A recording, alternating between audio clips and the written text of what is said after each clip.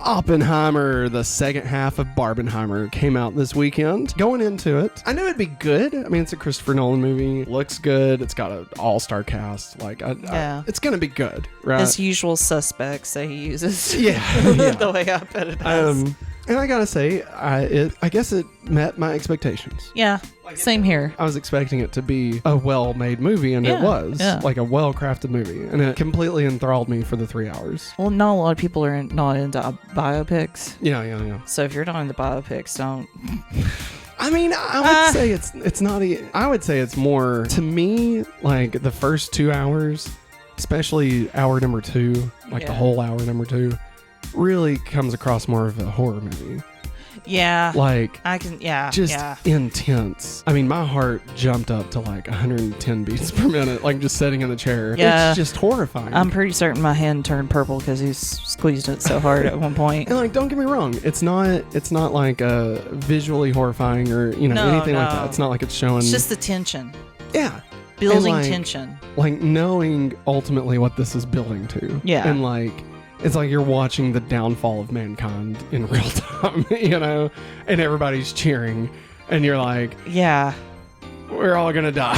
Yeah. Yeah. But it's outside of that, it's just a really good movie. Yeah, it is.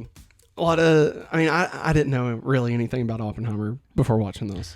I didn't know, I'll be honest, I know in history class, I believe they always said Einstein, That's what I was thinking. That's why I think I remember. And I was like, they never mentioned this bro. Yeah. Ever. I was thinking, while I was watching, I was like, I must have just been remembering it wrong. But no. Yeah, people were saying that Einstein helped make the bomb. Yeah, and he had nothing to do with it. No, he didn't want anything to do with it. But yeah. But this is weird. The fact that even in public school history books they didn't even mention this guy. Yeah. It's weird. It's really weird. And the fact that he's so smart. Yeah. Well, I wonder if it's obviously the last act of the movie really deals into his controversy, I guess, or at least what they were trying to force controversy on him. And the way this movie is set up, where it's a lot like The Prestige, where you're starting at the end and you're getting 2 points of view at the same time. And Robert Downey Jr. Oh my God, phenomenal in this. Phenomenal. And whoever did makeup, they knocked it out of the park. Yeah, because they didn't use any CGI. Yeah, no, I mean it's Nolan, Yeah, whoever did the makeup to make Cillian Murphy look young. Yeah, when he's got his curly hair. When he's supposed to be 18 or 20. Yeah, 20. I couldn't believe it. And even, I won't, no spoilers, yeah. And then you see even Robert Downey Jr. Yeah. Jr.'s character. You can tell how much time has changed on him, and you're like, whoa. Yeah.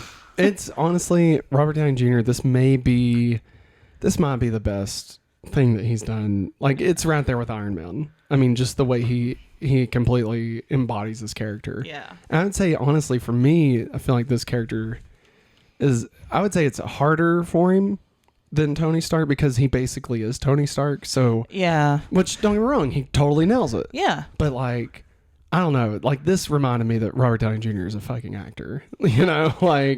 We saw him in that one we watched Kiss Kiss Bang Bang, and it's yeah, hey, it's just Robert Downey Jr. Yeah. And then Doolittle looked awful. Yeah. I always think of 9 months. Is he in 9 months? Yeah, was that Galifianakis? Oh, no. No, wait, not 9 months. I'm sorry. It's okay. What is that one? You're thinking of God. Due date. Due date. Due date. I knew it had to do with pregnancy. 9 months is the Hugh Grant. Yeah. I was like, my is bad. he in that? That's amazing. My bad. Due date. But also I knew, because my mom, this was one of her favorite rom-coms whenever she could catch it. Yeah. Was Chances Are. Oh, okay. And he's in it, and he's so young. Yeah. And even then you could tell he's great. Yeah. He's also really good in Tropic Thunder. Can't really talk about that. No, though. we can't. But I mean, like at the time, I really don't want to. I'm not saying I'm not sticking by Tropic Thunder. By any means. Angie. I'm just saying. Yeah. At the time, he did really good. Yeah. We'll leave it at that. Yes. So yeah, as far as Barbenheimer, as far as Oppenheimer goes, I mean, I would definitely suggest watching it. Yes. For sure. Yes. If you can make it to the theaters, I think it's worth watching in theaters. Yeah. But that being said, if you can't, I think like if you could only watch one movie, I would hands down tell you go watch Barbie. Yeah. Like it wouldn't even be a question. Even if you were on the fence about Barbie and go watch Barbie and figured you'd probably like Oppenheimer, I would say no, go watch Barbie instead. Like just give Barbie a chance. All right. Give it the chance to surprise you. All yes. Right? But Oppenheimer, you're getting exactly what you expect, which is a fantastically made movie. People at the top of their performance, top of their craft. This is, I would say, in the list of like Christopher Nolan movies, if you remove all the Batman movies, I would put this probably below Interstellar. Like, just on a personal level, like I would put Inception. Oh, wait. That's hard, man. I forgot about The Prestige. I'd probably put Prestige number one. Yeah, I saw a lot of people say, I would put The Prestige. I'd go Prestige, Inception, Interstellar, Oppenheimer. That's what I would do. I don't know how I'd put it. And then Tenet would be at the beginning and the end of the list. It'd be on both. Because it's Tenet. It's Tenet. It's Tenet. All right. Still don't understand that movie. That's because you've only watched half of it. You have to watch Tenet, and then you have to watch Tenet again. That's the only way you can truly understand Tenet. I don't think I want to understand it. We'll watch it again one day. We are currently living Tenet. Think about that. But yeah, Oppenheimer, really good. I'm trying to think if there's anything spoilers that I really want to talk about. There's not really. Not really. I mean, it's not really the kind of movie that has spoilers. No. You know? I will say that I think BuzzFeed posted an article of the comparisons of them, the characters that they play, what they look like in real life. And he is like almost dead on looking like the real Oppenheimer. Yeah, and for sure. Robert Downey Jr.'s character too. Looks just like him. Yeah, and I think Florence Pugh's character also. Yeah. But she does a great job in this too. Yeah. I mean, I can't think of anybody that did a bad job. No. What's his name? What? From Santa Claus. Oh, Bernard. Yeah, he's really good in this. Bernard, he's really good in this. And Jack Quaid. We got Josh Peck. Like so many good and people. also BuzzFeed did another one where it was like the actress and actresses that's in this, the first role that they had to now in this film. And I sat there, I told him, I said, I can't believe how many like kid actors that are now like our age that's in this. Yeah. It's really the only thing I did want to say, and I forgot about this until just now. So Nolan, of course, made a big deal about the fact that he's not using CGI to recreate the nuclear explosion. Yeah. Right. Oh yeah. And like they were like, oh, just wait until you see it. Wait until you see this. It's beautiful. This nuclear explosion, right? It's so Smoke. real. And like, I'll be honest, okay? Like, what are you doing? The scene itself is really well done. The scene where they're testing it, Jesus. It's intense. The build, the crescendo, all of that. It is top notch, right? But the actual visual of the explosion, it's fine. It's fine.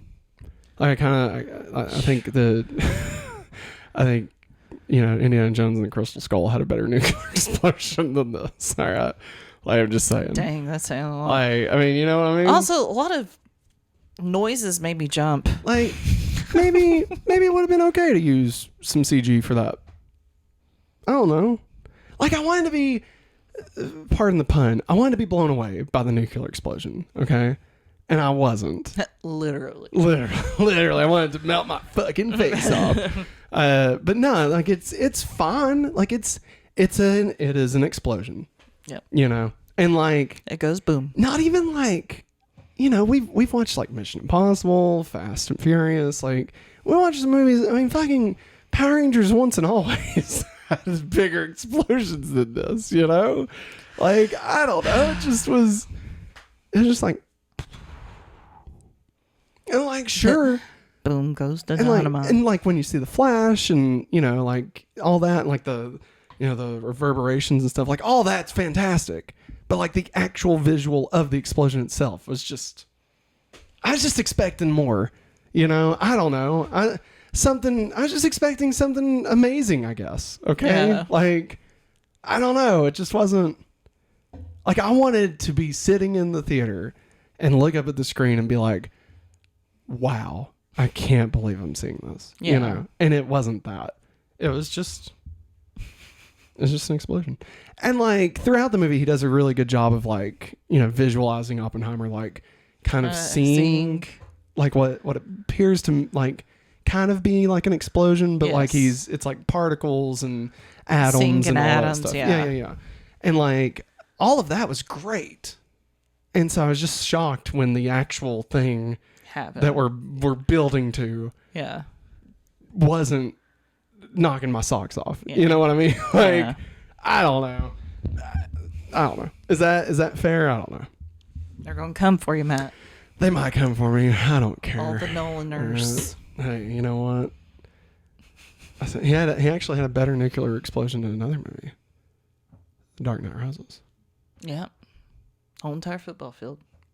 No, at the end when Batman flies it off. Oh yeah, I forgot. It's My great. bad. Honestly, I think that would be the best way to fix this movie. Okay, just take this movie. When the explosion happens, you just hard cut to Gotham. Doesn't really make much sense there. Oh yes, Oppenheimer, brother.